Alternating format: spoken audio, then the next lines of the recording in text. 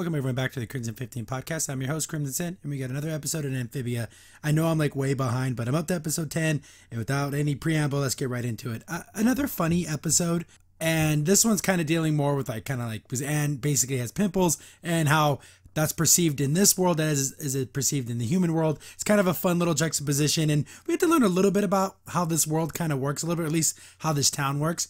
This episode is called Breakout Star, and it kind of just opens up with the family playing cards, and the dialogue and the dynamic of the family and all the characters is what makes this show work so well. They're playing like a go fish game, and Hop Hop is asking Polly, "Oh, you got any like sevens or something?" She's like, "I ain't telling you nothing." Got any threes? I ain't telling you nothing, old man. It's just, this whole dynamic is just so funny. Anne pops out of her little, like, she lives in the basement. She pops out. She's like, "Oh no, I got these pimples. I look horrible." And everyone already thinks I'm a monster, and they're going to see these pimples. They're going to even think I'm even more of a monster. But I was even at that point, I'm like, oh, they're actually going to like her. They're frogs. They're going to like that kind of stuff. But then everyone's like, oh, the family's so accepting of her, even though the whole town really is still scared of her. And Hop Pop's like, yeah, we got a bumper crop of these scream beans, kind of like scream cheese. But he has to sell these because it's like their livelihood. He's like, we got to sell these, like our life depends on it, because it really does.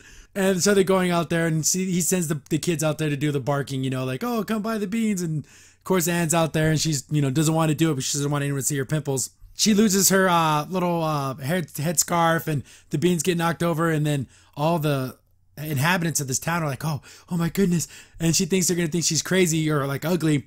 And no, they think she's gorgeous because they love warts and pimples, and they're freaking toads. Of course they'll like that.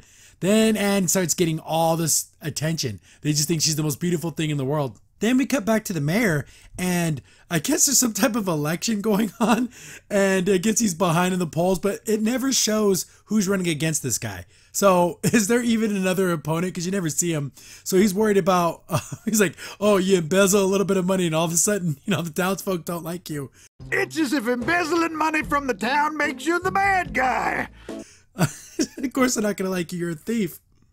But he comes up with the plan like, hey, Anne's super popular, and I'm going to kind of get her on my side. And then since everyone likes her, they're going to like me. Anne's getting gifts from everyone. Like, they're just showering. Like, she's a celebrity. She's always getting all these gift baskets and all this stuff. And she's thinking, oh, no, this is going to clear up in a couple days. So I better keep my pimples going. So she's like rubbing butter all over her face.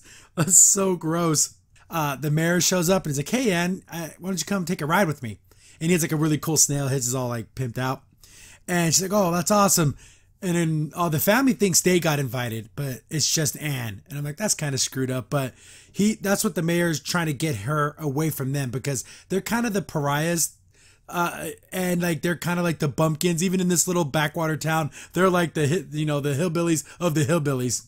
So he's driving around with Anne and basically convinces her, hey, come with me, do some like, autograph signings, opening some stores, kiss the babies, all that, stupid politician crap.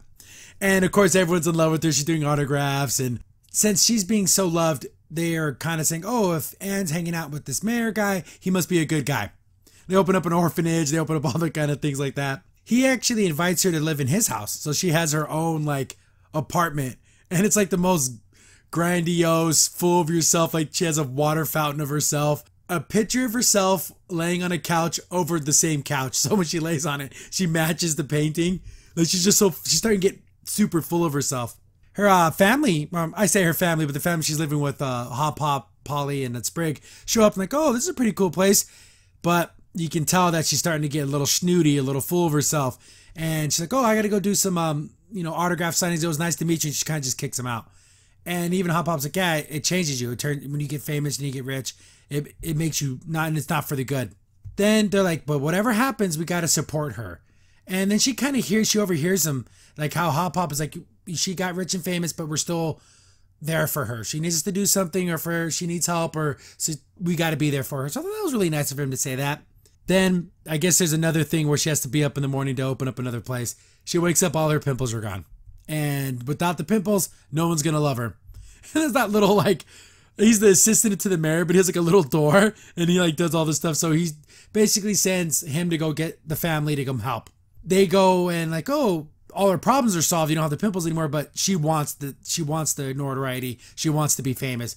So Sprig and them come up with the idea, oh, there's these little berries that are, they look like those pimples. You put them on your face, they'll fool everyone. So they try to sneak her out. It's like the classic, you know, celebrities trying to get out of like a hotel and everyone's mobbing her. And there's like a pile of like dirty laundry. And this is the absolute best joke in the whole entire episode. They get found out. They're being chased by everyone. And he's like, Ann, give me your shoe. And then they'll want your shoe so much they'll stop chasing you. He takes it and it's like a self-sacrifice. The hordes of people are coming at him. And he's just sitting there and smiling. His face is all, fly, you fools. He's got Ann's shoe. Got him! Fly, you fools. The Lord of the Rings reference. He gets mobbed by this whole group of people. He's not going to die, but it makes it look like he's going to die, but we know he's just going to get trampled a little bit.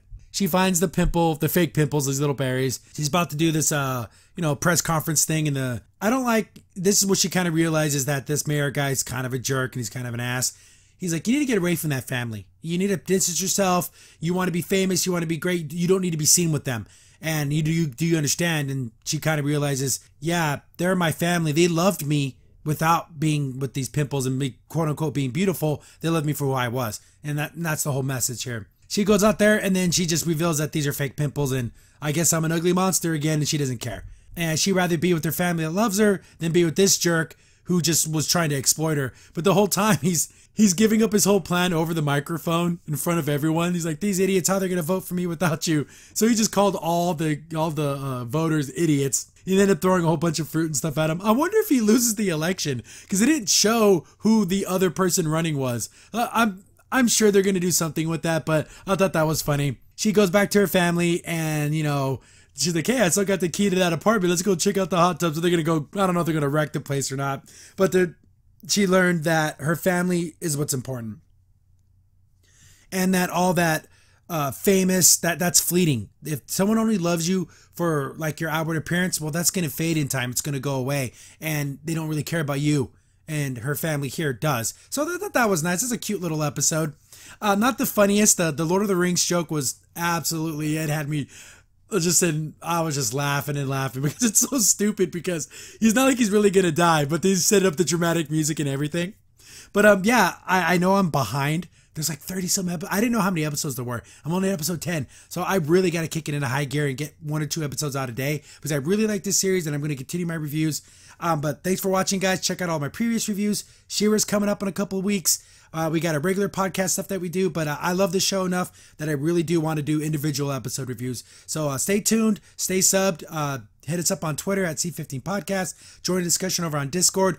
There's so many cool things on our Discord server. There's tons of members who post fan art, and we have discussions. And it's just a great place to hang out. And there's also the email on the About page. If you want to share story ideas with me, you can do it there too. But thanks for watching, guys. I'll catch you guys in the next review. Crimson Saint here. Thanks for watching the video. If you're enjoying the content, be sure to sub, like, share, and hit the bell for notifications so you don't miss a single upload. If you have any tips or story ideas, hit us up on Twitter at C15 Podcast, or better yet, join our Discord server, link in the description below.